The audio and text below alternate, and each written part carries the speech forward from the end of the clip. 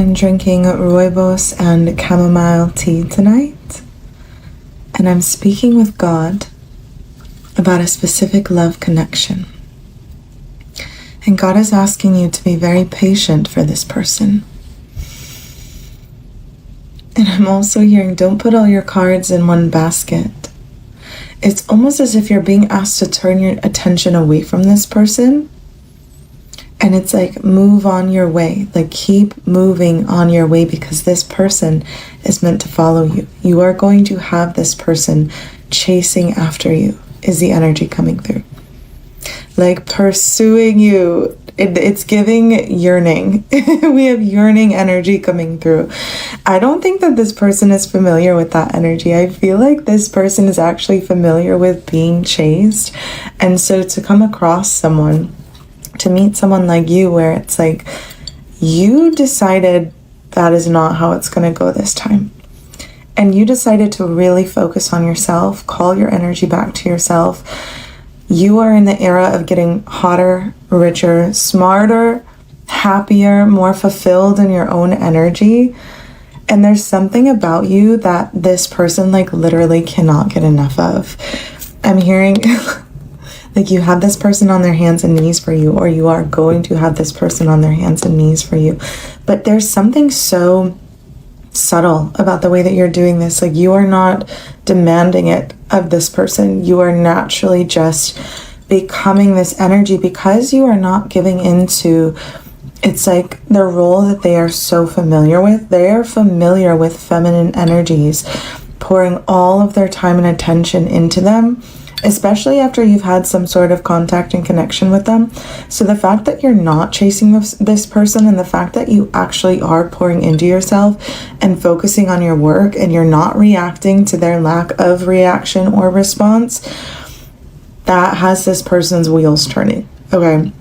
And turning in your direction. Why do I feel the need to pull a card right now? We're gonna pull from my Shadowscapes Tarot. I love this deck. Angels, what do you want to show us about this love connection?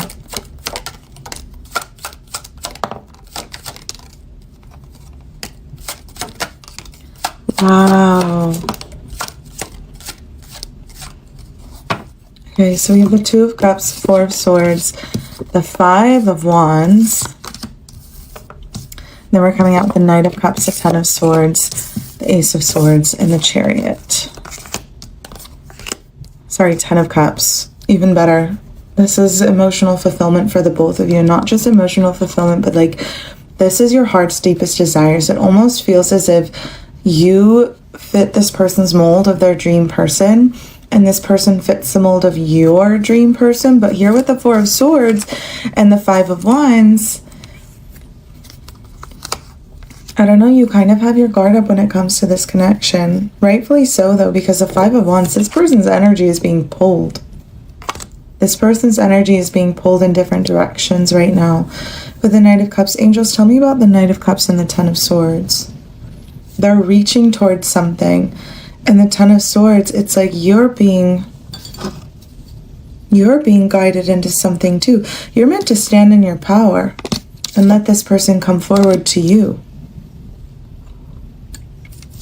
It almost feels as if you need to let this person earn you, and that's connecting to this yearning energy. Like, this person is yearning for you, and it's slow burn. It's really slow burn. Okay, tell me why I feel like you're about to have such a powerful glow up. Like, you are actually about to be glowing from the inside out, but like your skincare routine on point, like the way that you're taking care of your body on point. I feel like you're also in a period of losing weight that's coming through. So you're about to lose a lot of weight physically, but also energetically, like you're releasing a lot of weight. We have the Chariot and the Ace of Swords. I feel like you've picked up this energy of determination. It's like you refuse to let history repeat itself, and you also refuse to let life just like pass you by. There's a greater underlying truth. Angels, can you tell me about the Ace of Swords and the Chariot card here? This person is rushing in towards you. Like, energetically, you are going to feel the intensity of what they feel for you before they actually, like, act on it in the 3D. You're going to feel, it's like as if something's coming all of a sudden, or like you're going to start feeling their passion for you and like their desire for you, but you're just soaking it in. Like, that's the energy that you're meant to be in right now. Literally just soaking it all in, letting this person bring this energy forward to you, letting them reveal their truth to you. You just get to receive this divine masculine. My God, you are going to receive this divine masculine. How exciting for you. Also, someone's been practicing the O method. That's coming through too. You know who you are. And maybe if you aren't, maybe you should start. You know who you are. Yeah, we have the Chariot. Something's happening on their end. Something about the way that this person is seeing you, the way that this person, it's like they're seeing you in a new light, or they're seeing you come to life in some way. This feels huge. This person might be huge, like in height and size. But more importantly, just like the union that you share, the energy that is co-created between you both is really, like, it's a really powerful shift for the world. I just got the message that you are among the first wave of unions in this new world creation. You are among one of the first waves of unions. Like, you're going to lead the way for other unions. I'm hearing this person is smitten with you. Like, this person is crazy about you. Let them come to you. Literally, let them come to you. Let them come for you. What?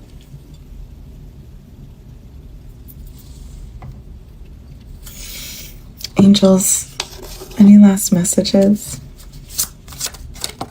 Thank you.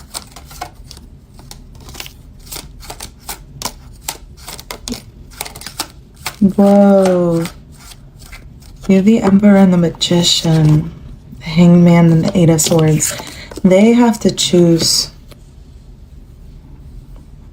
They have to choose to untangle themselves. But also, I feel like so do you.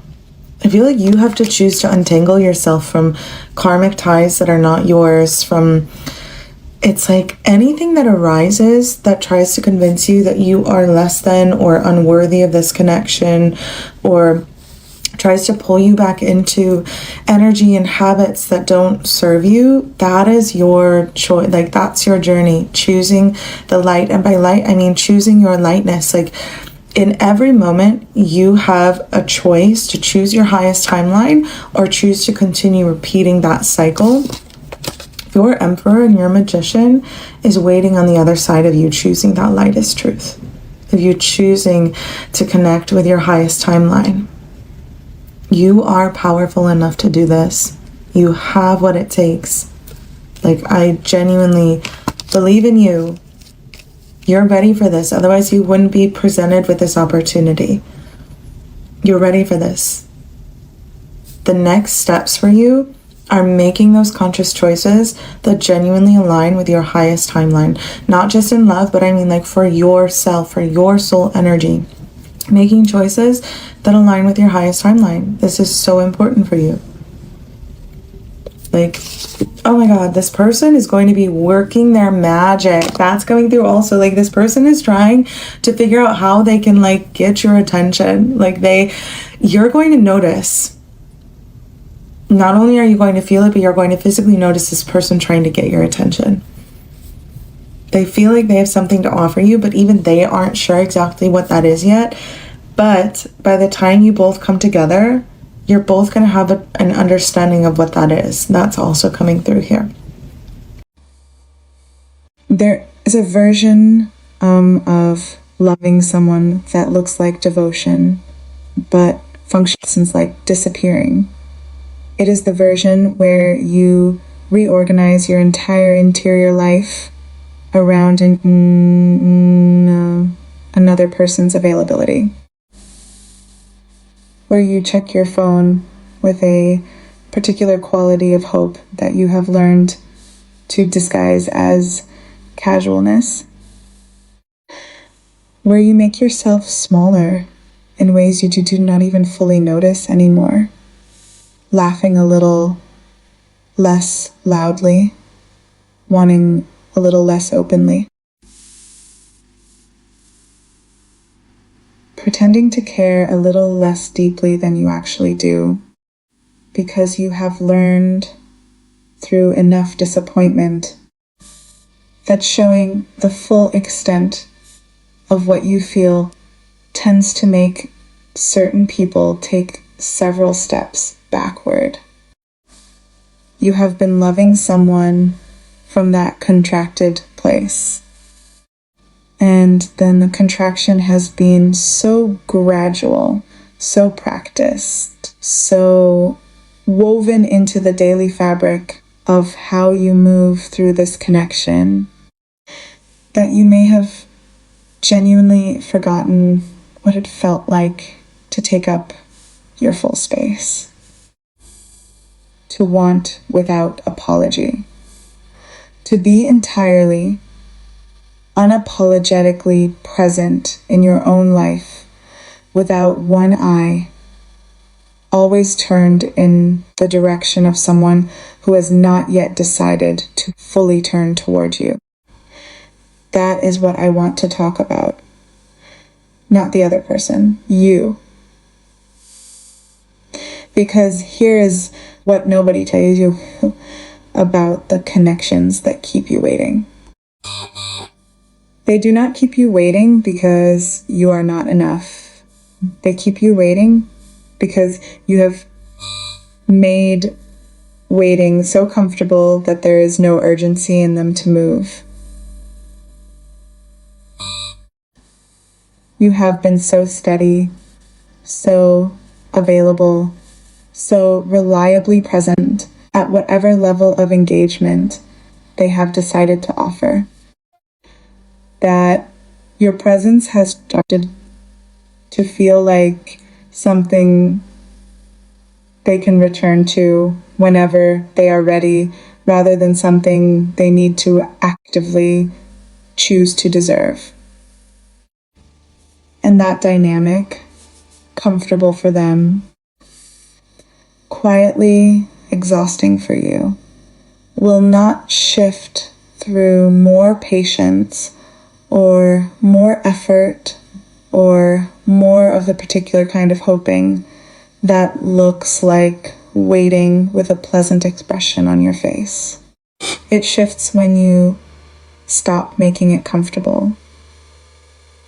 Not through games, not through manufactured distance or strategic unavailability designed to provoke a reaction, but through the genuine, irreversible redirect of your attention back to your own life, back to your own becoming, back to the version of yourself that exists when you are not organizing your energy around someone else's uncertainty.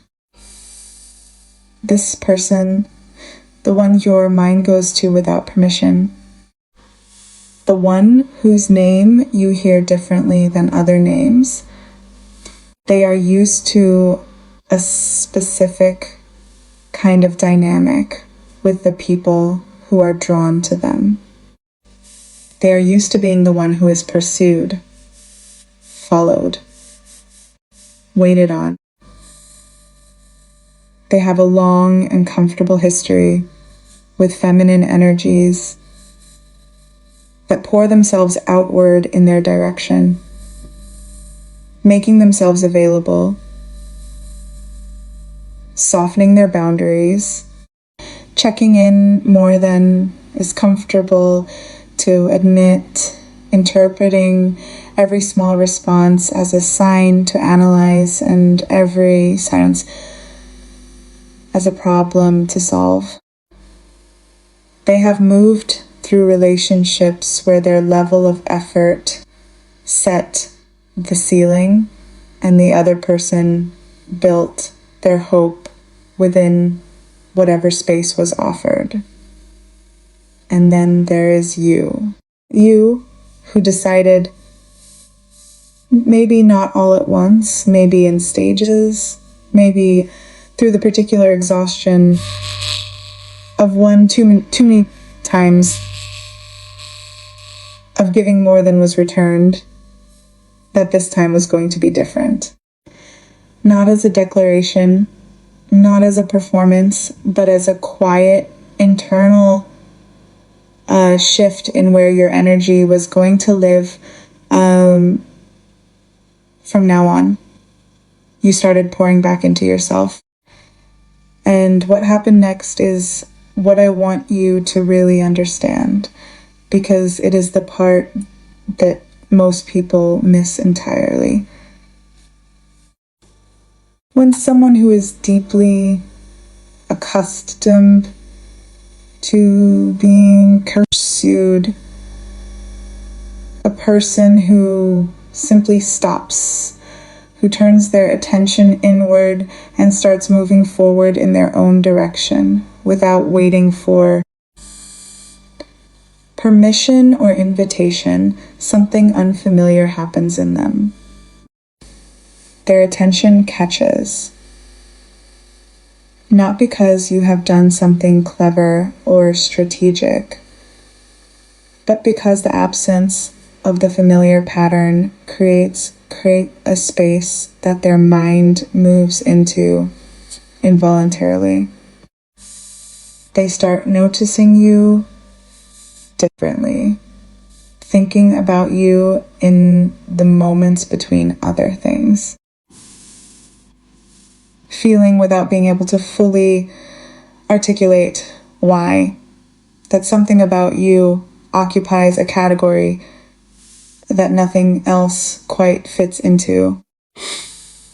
Your refusal to follow the script they are used to is the most interesting thing that has happened to them in a very long time. And somewhere in their quiet moments, the ones they do not tell anyone about, their wheels are turning, specifically toward you, trying to understand what it is about you that feels different, why their usual approach feels inadequate, why the confidence they carry in other situations feels strangely insufficient in the context of what they feel when you come to mind.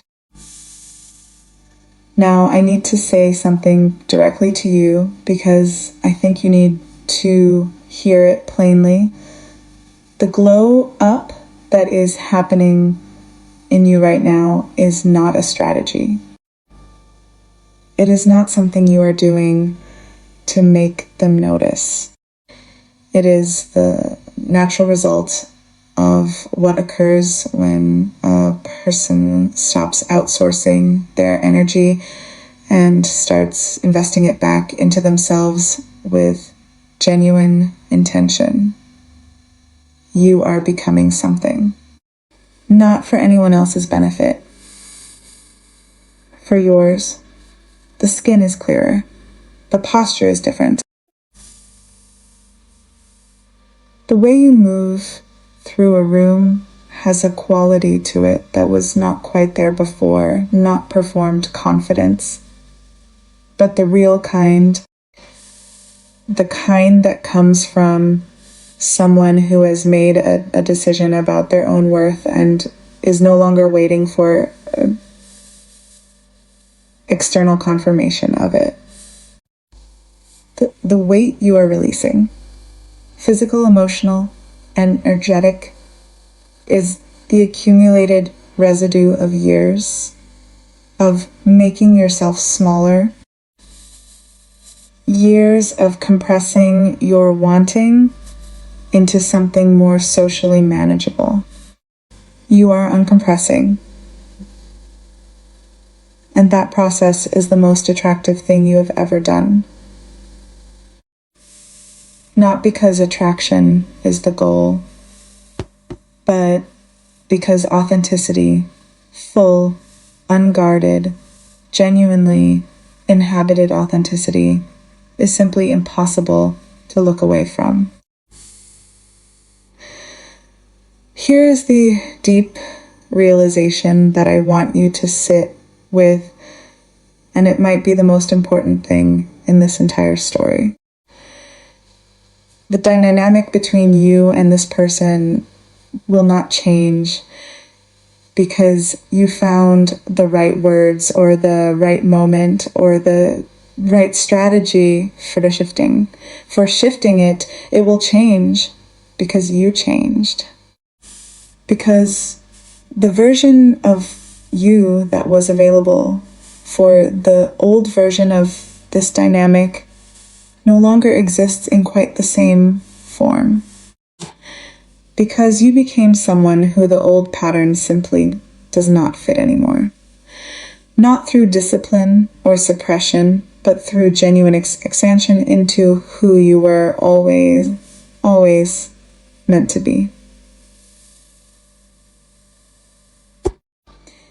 You cannot go back to the contracted version of yourself. And the contracted version of yourself is the only version this old dynamic knows how to work with, which means something has to give.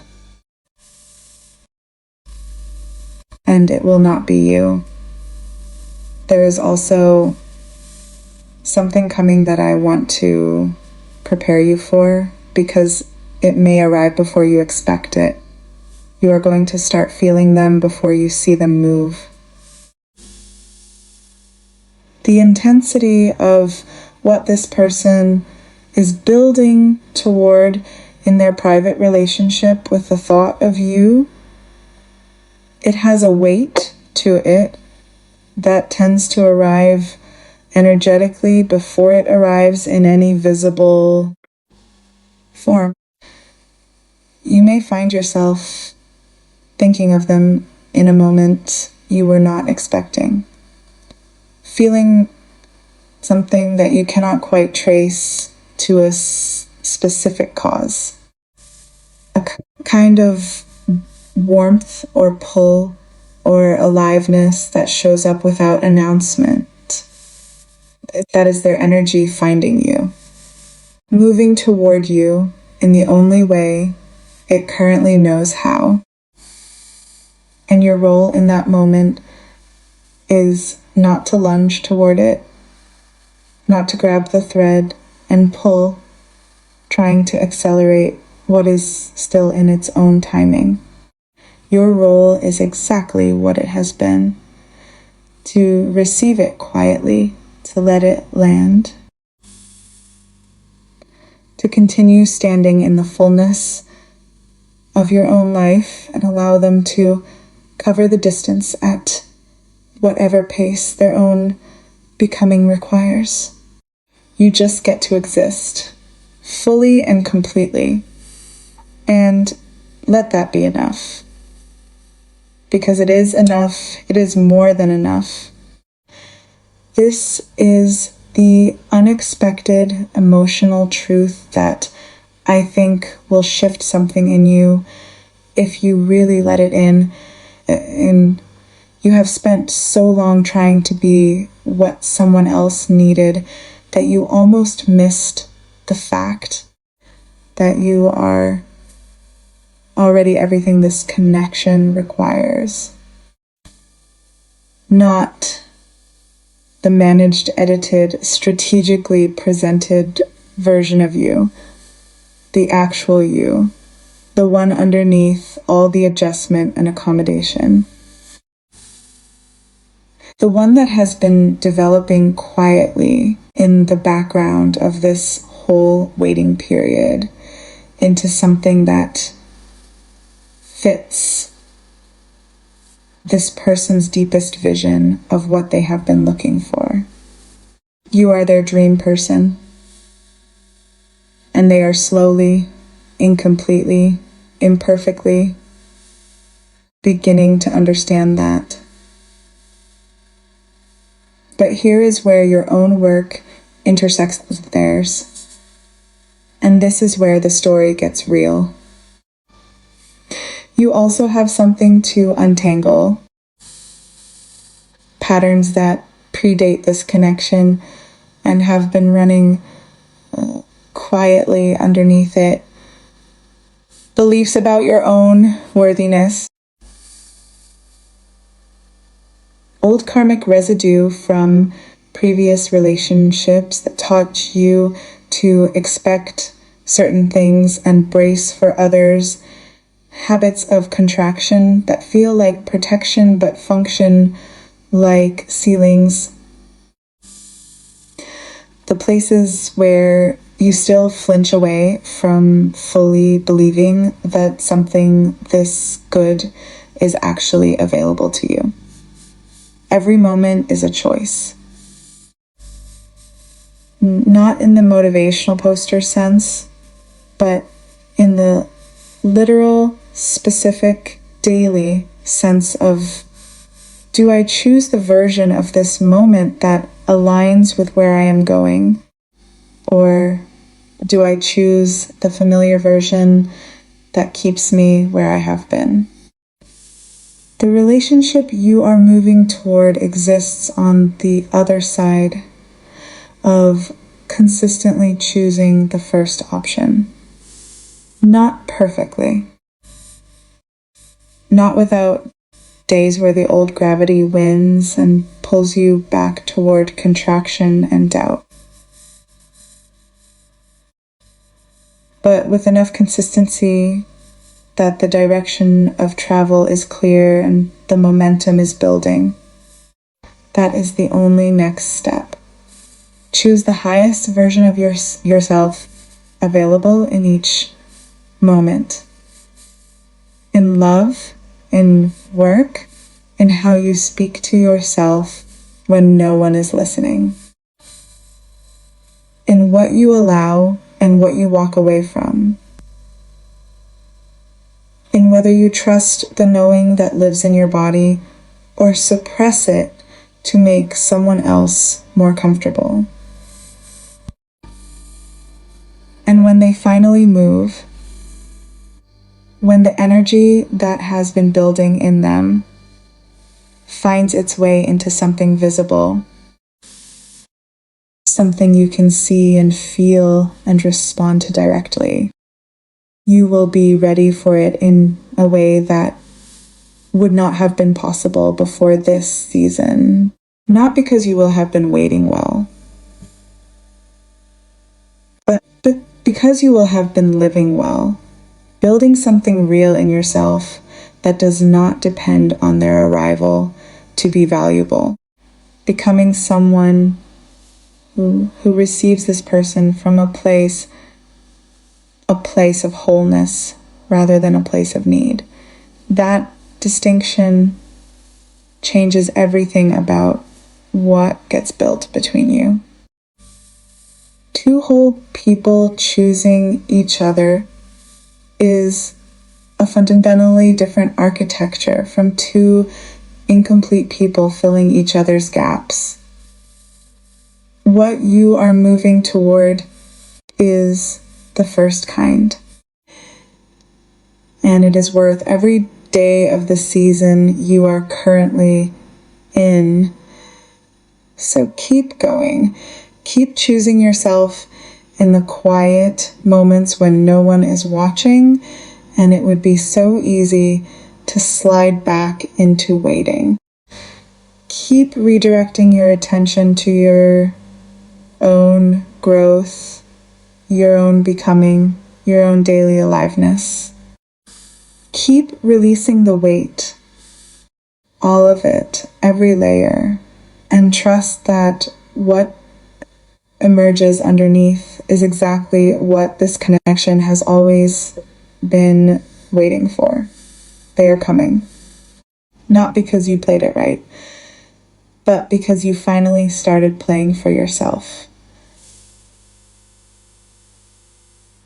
And that version of you, radiant, grounded, fully inhabiting your own life without apology, is the one they will not be able to look away from.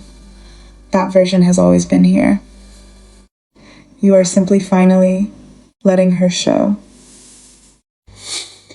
If this message resonates with you, consider supporting this channel through a super thanks of $10 or $20. Your contributions allow us to continue sharing these divine messages and blessings with the world. Thank you for being a part of this journey. May God bless you with peace, love, and strength. Amen.